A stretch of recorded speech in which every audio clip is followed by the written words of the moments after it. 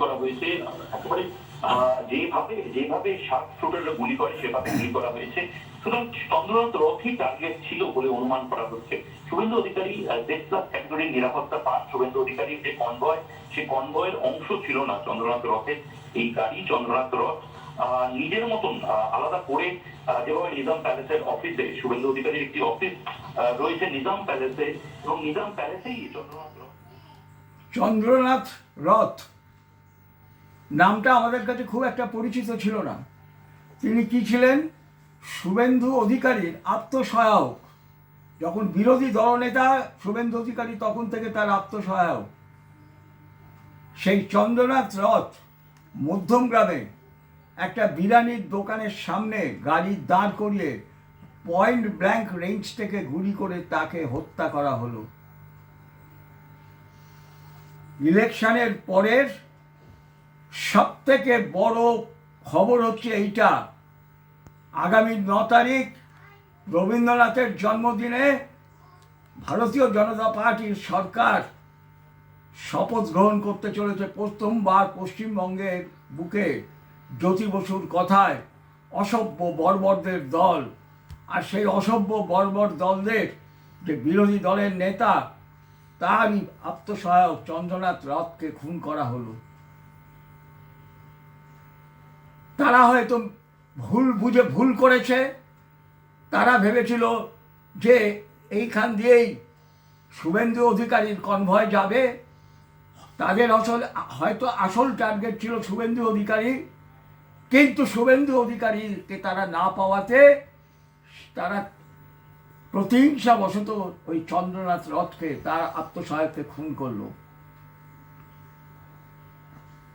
ইলেকশনের বহু আগে থেকে আমরা বলে এসেছিলাম যে হিন্দুদের রক্তের স্রোত বয়ে যাবে যদি এই নির্বাচনে বিজেপি হেরে যায়।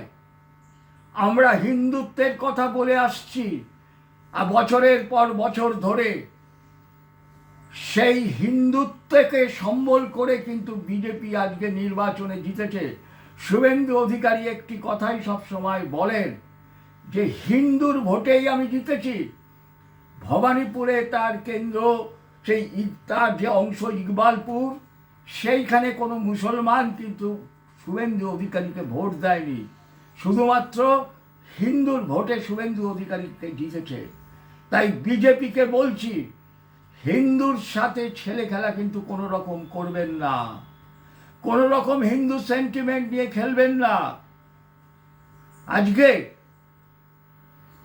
2021-এর পরে তৃণমূল কর্মীরা বিজেপির 300 কর্মীর রক্ত স্নান বয়ে দিয়েছিল।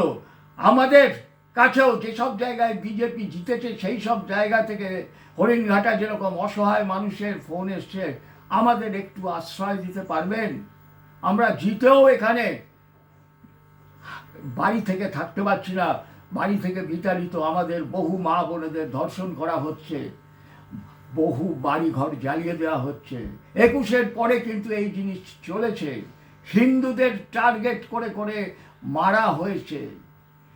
26-এ মানুষ যদি তার কোনো রকম, তার যে ক্ষোভের, তার যে বলিদানের বহিঃপ্রকাশ তার ঘটে থাকে, সেটা কোনো অন্যায় কাজ হচ্ছে না।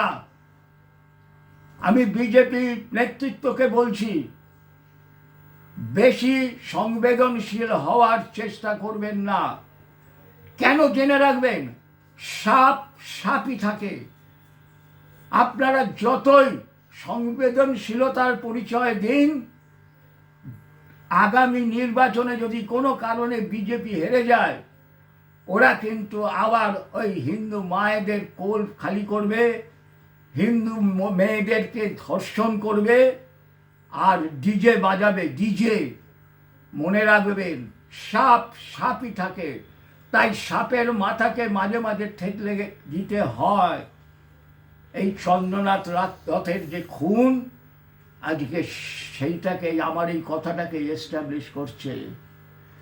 বেশি উদারতা ভালো নয়, এই ভারতীয় সভ্যতা চিরকাল বেশি বেশি উদারতা দেখিয়ে এসেছে বলেই এই বেশি বেশি করে পরাধীনতা স্বীকার করেছে এবং এই রেসকে, এই হিন্দু জনরেস গোষ্ঠীকে প্রায় নিশ্চিহ্ন করে দেওয়ার মতো পর্যায়ে আনা হয়েছিল।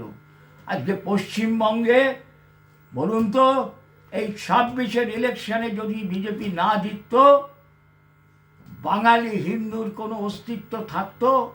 কারা তাকে শেষ করত?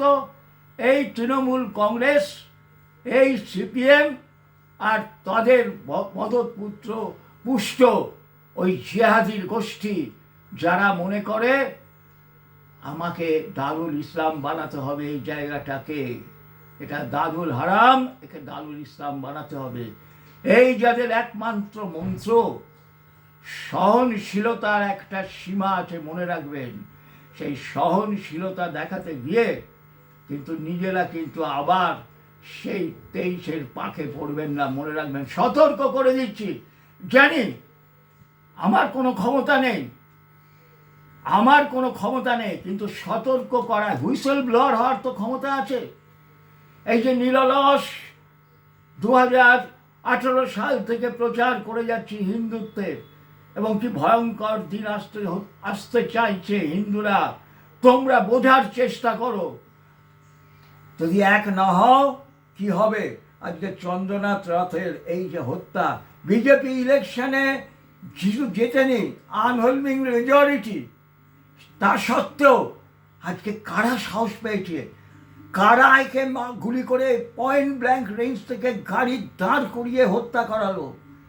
আর যদি এই কনভয়ের মধ্যে শুভেন্দু অধিকারীর গাড়ি কোনো কারণে থাকতো, আর যদি কোনো কারণে তার তাকে সিকিউরিটি দিতে ব্যস্ত হতো, ডোনাল্ড ট্রাম্পও কিছুদিন আগে তার ওই অটো সিকিউরিটির মধ্যে মরতে মরতে বেঁচে গেছে। আর গতকাল ভান্স, আমেরিকার যে ভাইস প্রেসিডেন্ট, তার উপরে অ্যাটাক হয়েছিল। কাজেই এই অ্যাটাক যে শুভেন্দু অধিকারীকে লক্ষ্য করে হয়নি কেউ বলতে পারে।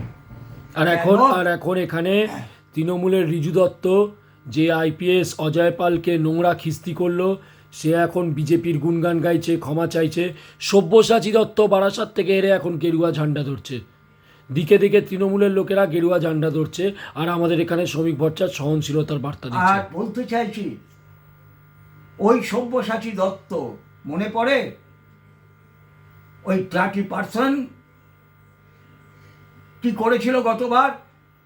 সে যদি বিজেপির ঝান্ডা ধরে, সে যদি হিন্দুত্বের ঝান্ডা ধরে, বা তৃণমূলের ওই সব নেতা সারা দিনের পর দিন টিভির পর্দার বসে নরেন্দ্র মোদীকে শুধু নোংরা নোংরা কথা বলে গেছে, তারা যদি দল বদলু হতে চায় এবং তাদের যদি বিজেপি গ্রহণ করে, তাহলে জানবেন বিজেপির কিন্তু পতনও আসন্ন হবে। মনে রাখবেন,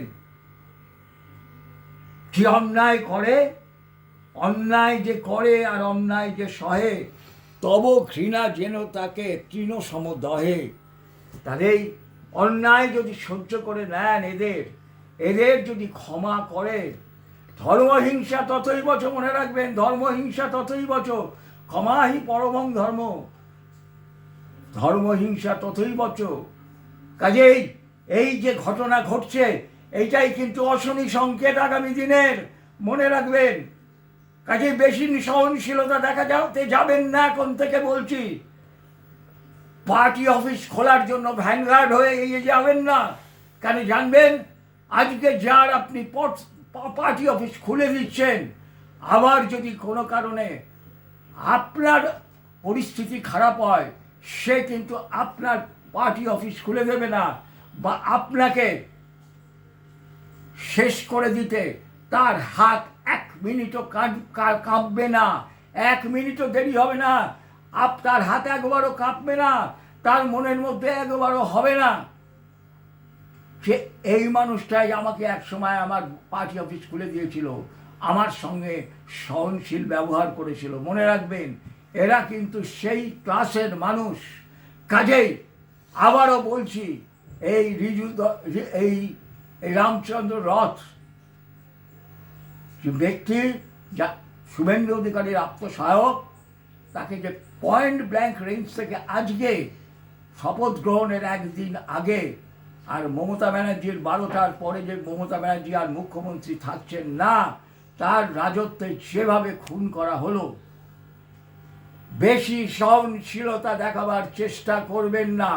বেশি রক্তের রং লাল কিন্তু আপনারাও করবেন না। বেশি রক্তের রং লাল যদি করতে যান, সব রক্ত ফিকে হয়ে যাবে, সব রক্ত ফিকে হয়ে যাবে। মনে রাখবেন, এইটা হচ্ছে তার অশনি সংকেত।